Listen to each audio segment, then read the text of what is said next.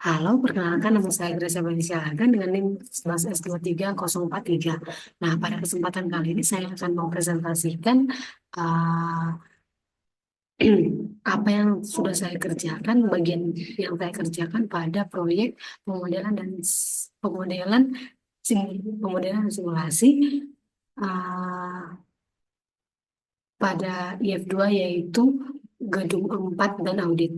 Nah, sebelumnya itu saya akan menjelaskan apa sih tujuan dari proyek ini. Nah, proyek ini kami dari kelompok IF2 yaitu membuat GD4 dan audit melaksanakan tugas pemodelan 3D sebagai bagian dari mata kuliah pemodelan dan simulasi dengan menggunakan perangkat lunak Blender, di mana proyek ini bertujuan untuk melatih dan mengembangkan pemahaman kami dalam membangun objek-objek tiga dimensi yang menyerupai benda nyata.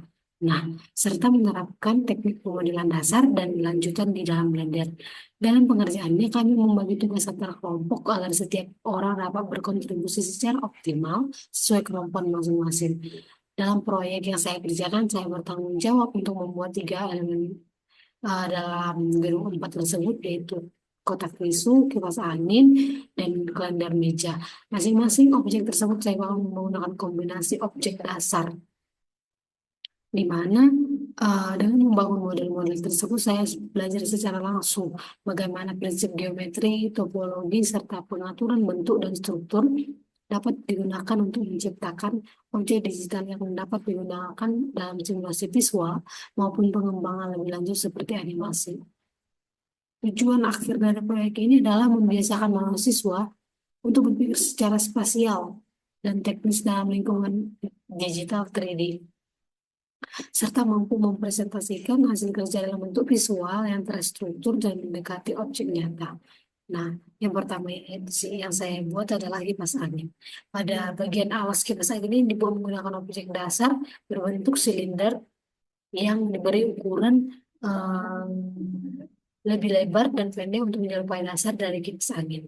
Nah, untuk membuat tepi ini tidak terlalu tajam, di sini tidak terlalu tajam, dan terlihat lebih nyata. Digunakan bevel modifier dengan segmentasi yang cukup tinggi. Bevel ini memberikan efek bulat halus pada tepi alas, mirip seperti dudukan kipas sesungguhnya. Selanjutnya bagian leher kipas yang menghubungkan motor dan alas. Ini di sini dibuat dari objek silinder yang ditransformasi tinggi dan ramping. Lalu leher kipas ini bisa dibentuk mengangkung menggunakan teknik curve to mesh yang kemudian dikonvert menjadi mesh untuk integrasi dengan objek lain. Nah, bagian badan belakang kipas ini dirancang dari objek cube yang di scale memanjang ke belakang. Uh, untuk membuat permukaannya membulat seperti casing motor asli, digunakan subdivision surface modifier dengan level 2 atau lebih, ditambah dengan bevel modifier agar sudut-sudut tidak kaku. Kemudian masuk ke bagian baling-baling kipas. Pada bagian baling-baling kipas ini yang merupakan paling dinamis. Objek awal biasanya berbentuk plane atau circle, lalu dibuat tipis dan dimodifikasi menggunakan extrude untuk bentuk baling-baling yang melengkung. Lalu di sini ada kan pelindung kipasnya kayak jeruji seperti jeruji dibuat dari beberapa circle yang dibentuk melingkar membentuk kipas.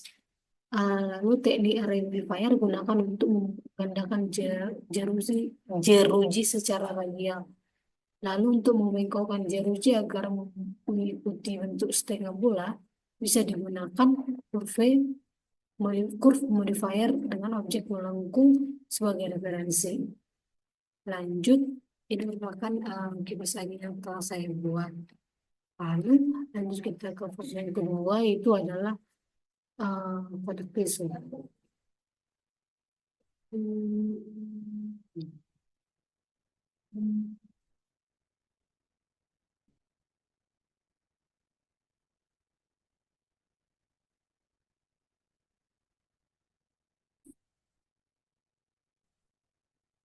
Pada bagian tisu, kotak tisu ini digunakan objek cube yang di scale pada sumbu X dan Y.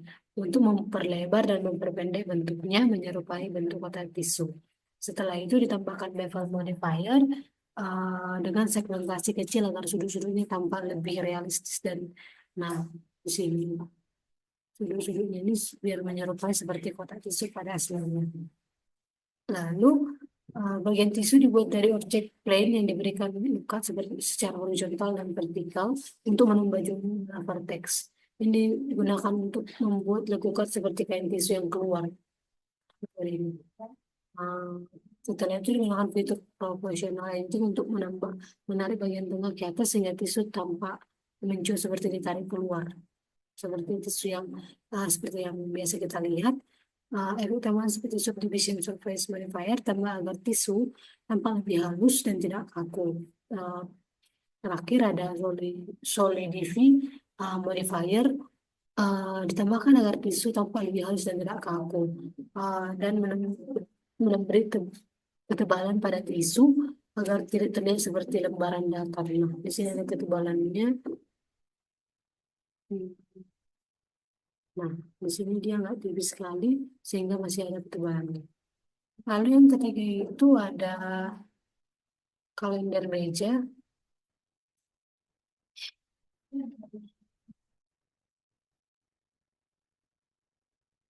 Nah, di kalender meja ini dibuat dengan pendekatan modular agar terlihat seperti kalender kertas sungguhan uh, yang berdiri di atas meja. Nah, bagian papan utama kalender ini dibentuk dari objek dasar cup yang di-scale menjadi lebar, pipi, dan tipis menyerupai alas tempat halaman-halaman kalender itu menempel. Lalu papan ini dibuat sedikit miring. Di sini ada miring dia ke belakang agar terlihat seperti kalender nyata yang condong ketika berdiri. Lalu untuk bagian lembaran kalender digunakan beberapa objek lain yang diposisikan menumpuk ke belakang. Um, Lalu ditambahkan subdivision surface modifier dan sedikit insert lalu exclude agar terlihat seperti lembaran kertas tipis. Di sini dia dibuat eh, lembaran-lembaran gitu. Nah, lalu masing-masing file ini diberi material yang berbeda atau ditempel tekstur. Untuk menambah biar lebih nyata, maka bagian atas kalender dilengkapi dengan cincin pengikat. Jadi sebenarnya bukan cincin, lebih ke bulatan gitu untuk menggabungkan bulan satu atau bulan yang lainnya gitu. Seperti di sini digunakan itu spiral atau ring besi. Nah, spiral ini dibuat menggunakan torus atau bezel corvée yang dibentuk melingkar kecil seperti ini. Apa kita lihat? Uh, Lalu itu yang diduplikasi sepanjang bagian bisa kita lihat di sini yang kecilnya. Lalu menggunakan teknik spin untuk membuat spiral secara melingkar. Lalu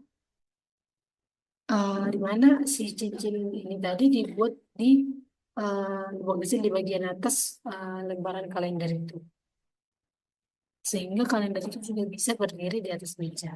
Lalu penopang belakang kalender atau bagian yang segitiga ini dibuat cup atau blade dan diubah ke mode edit mode lalu dimodifikasi untuk membentuk prisma segitiga dengan mirror modifier lalu bisa mencerminkan satu penopang ke sisi lain agar simetris. Nah, kita lihat misalnya ini simetris dengan ini.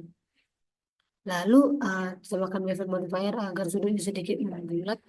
Di sini membulat atau melengkung tampak lebih realistis. Secara keseluruhan kalender ini terdiri dari kombinasi cube, plan, dan mungkin teks objek bila ingin menampilkan angka. Kebetulan di sini saya tidak menampilkan angka, hanya gambaran bentuk kalender saja. Lalu uh, untuk hasil yang lebih kompleks, kita juga bisa menggabungkan teknik UV mapping untuk menampilkan gambar kalender dari file eksternal.